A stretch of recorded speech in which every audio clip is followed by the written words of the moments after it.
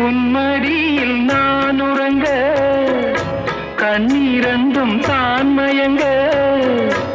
என்ன தவம் செய்தேனோ என்னவென்று சொல்வேனோ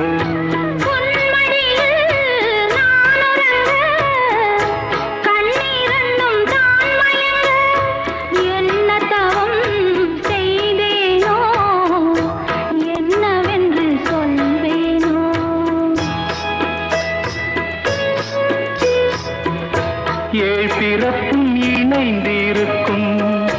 சொந்தம் இந்த சொந்தமம்மா வாழ்விருக்கும் நாள் வரைக்கும் தஞ்சமுந்தன் நெஞ்சமம்மா